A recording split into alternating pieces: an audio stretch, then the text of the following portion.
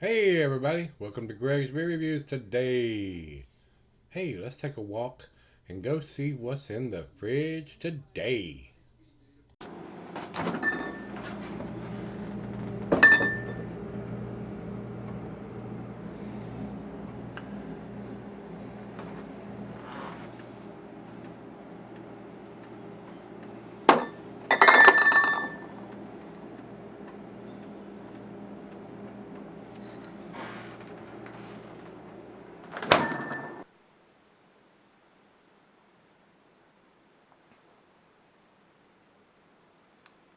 Hey everybody, welcome to Gregsbeerreviews today. Thanks so much for stopping by. I do appreciate it. Guys, we're going to do a treehouse beer. This is one that Greg and Adam sent. This is Permanence, and this is in the bottle. I mean, usually when you see a treehouse beer that's not in a can, it's in a bottle, it means it's something special. This is a big beer. It is the Imperial Milk Stout at 10.4% alcohol by volume. It says keep cold, enjoy fresh. I don't know why. It's a milk stout, so they've used lactose. And he writes here on this one, Permanence is his favorite one that he sent me in the package, and he says, hope you like maple. This should have big maple syrup notes, maybe some coffee and chocolate in it. And as far as dating, I don't see anything on the label here. I don't know if they're dating their bottles. They do their cans, some of them, not all of them. We'll take a closer look at the bottle, see if there's anything stamped on it, but I don't see anything on the label, and it's not super critical on a 10.4% Imperial Milk Stout, but I would like to see something on there. Sometimes these guys put information on there, and sometimes they don't. That is my probably one and only fuss. Sometimes the cans don't have the ABV on it. They do a lot of this fancy artwork on it and put the information on the back of the beer. So evidently they're into a lot of that fancy artwork on the front of their label. Me, not so much. I'd like to see a little more information on the front, but it is what it is on this stuff, guys.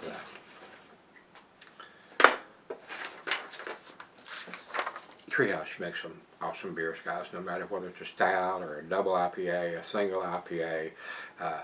Their stuff is brewery only. You have to go to the brewery to get it. It's not distributed.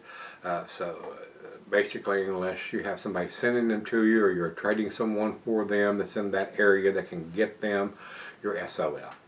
They sell everything that they make out of the brewery, and people stand in line for hours to get their hands on it. Sometimes that it's limited to how many you can get. So these guys do some awesome stuff, guys. They do, and they're in high demand, and evidently they're not able to produce enough to distribute. They sell everything they make right out of the brewery. So with that being said, and these guys are in Massachusetts, over to Untapped. No IBUs, of course, 10.4%. Permanence is an Imperial Milk Stout brewed with coffee, chocolate, and a huge dose of maple syrup. Below these additions lies a complex base of chocolate, caramel, and dark crystal malts. Permanence amplifies everything in permanence while carving out its own space of individuality and charm. The aroma of rich maple is so potent it sticks to your nostrils. The flavor is equally indulgent, coating the tongue with decadent flavors of sweet milk chocolate, dark amber maple syrup, maple ice cream, and chocolate-covered maple caramels. This beer will contribute positively to cozy winter celebrations. We are sure of it. It sounds absolutely awesome. Sounds outstanding, guys. Final beer of the evening for me, and I expect this to be an awesome beer, guys. I really, really do. A little bit bigger than a 12-ounce bottle. That's probably a 500 milliliter. I don't know if it's going to say that anywhere on it or not. They don't put a lot of information.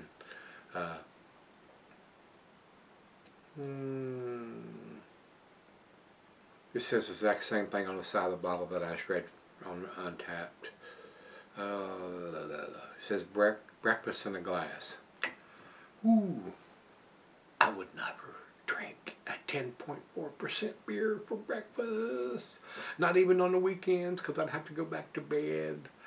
This is what I would have before I get into bed, and that's the final beer of the evening for me. So, a lot of you young bucks, if you want to drink a 10.4%, hopefully you don't on the weekends when you ain't got to go to work. You drink this and go to work, not a good idea. But, to each their own. Anyway, we've gone over everything, so let's get it into the glass. Nice hiss, a little bit of smoke.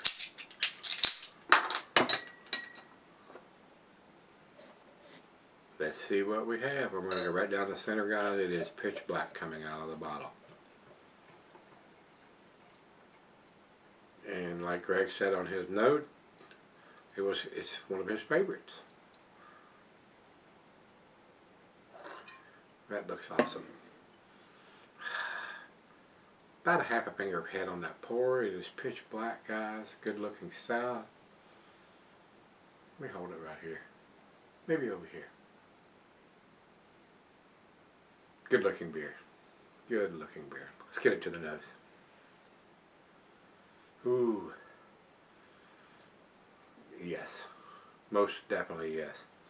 Rich roasted malt, maple syrup, coffee, and a slight hint of some chocolate. I'm almost drooling on myself. That smells absolutely decadent, guys. They say breakfast in the glass. It does have some coffee notes in there. I don't know what the caffeine level will be. They never tell you stuff like that. But I am getting the coffee. I am getting the maple syrup and a slight hint of chocolate. Now let's find out if we got all that on the taste. Let's dive in. Cheers, Greg and Adam. Thank you.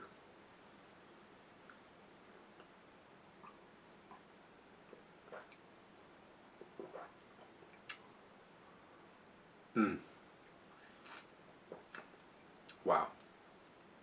Maple syrup is definitely there. I'm getting that. I'm getting the coffee. A little bit of chocolate. Not big time chocolate. But it's there. The maple syrup is standing out and the coffee is definitely right beside of it.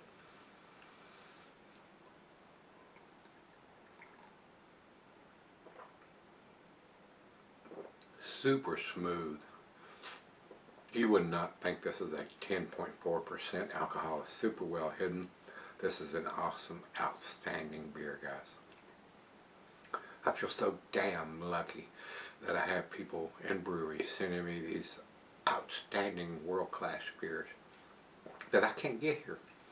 I'm not in Massachusetts or Vermont and other places that produce these awesome beers that the seasoned craft beer drinker as myself find very, very enjoyable, because the seasoned craft beer drinker in this part of my neck of the woods are SOL. Sometimes you can go to the brewery and get some tasty stuff that they don't bottle or can. You have to get it there. And then you got to worry about getting home. Having a designated driver or Uber or a taxi or whatever to get home.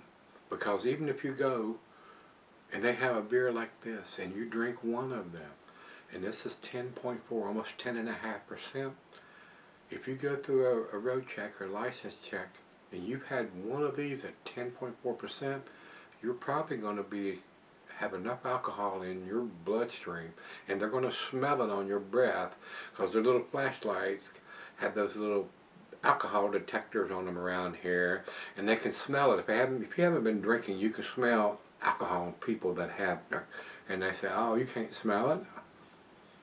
It's just like cigarettes or cigars. I mean, you might not be able to smell it on you, but if you don't smoke, you can smell it on somebody else.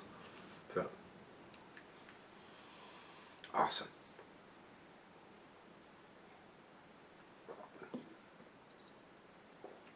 That is very, very, very delicious. Final pour out of the bottle here. Get it all into the glass.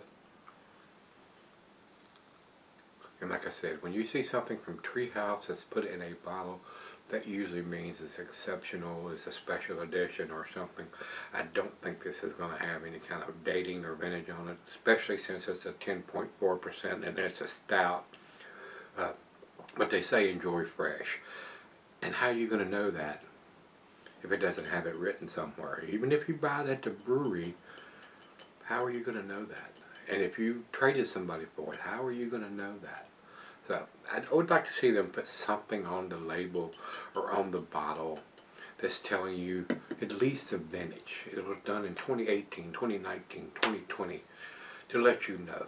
The month would help to let you know whether it was done in the beginning of the year, middle of the year, end of the year. The day is not critical on this style of beer. And I say that all the time, guys. But I would like to see at least a year. Month a year would be a little better. The day is not critical. So, with that being said, let me sip on this one for a while. Let it come up to room temperature. It is a very impressive beer. I wasn't surprised at all. Usually these guys do outstanding stuff. I don't think I've ever had a beer that's not been at least in A grade somewhere. A minus, A, or A plus. Very impressive stuff. And that's why people stand in line and buy up everything they can. And even if you stand in line 2 hours, when you get in the door, you may be limited to a certain amount of it that you can purchase. So, they got it going on up there, no doubt. I'll be right back. Alright guys, I'm back. Been sitting on about an hour. The only fuss I got about this beer is not having a vintage on it somewhere. They say enjoy fresh, but they neglect to put a vintage on it, the bottle or the label or something anywhere. That's the only fuss I've got about it. And they need to do that. I mean, it's a 10 and almost 10.5, 10.4% Imperial Stout. But still, if they want you to drink it fresh, they need to put a freaking date on it. I mean, even though it's bought at the brewery and you can find out when it was bottled, but it's my OCD, guys. Put the vintage on the label somewhere or print it on the bottle somewhere. If you want us to drink it fresh, tell us when it was fresh. So, it's a win for them and it's a win for us knowing we're drinking something fresh, even though if you bought it at the brewery you're pretty damn sure that it is a fresh bottle of beer. But it's just my OCD, guys. I mean, it racks my brain sometimes when these breweries put down the label drink it fresh and they neglect to put a date or a vintage on it. How in the hell are you supposed to know it's fresh if it's not there? I know if you're buying it at the brewery, it's probably pretty fresh. But still, how hard is it to do to stamp it on the label or stamp it on the bottle somewhere? I don't chug.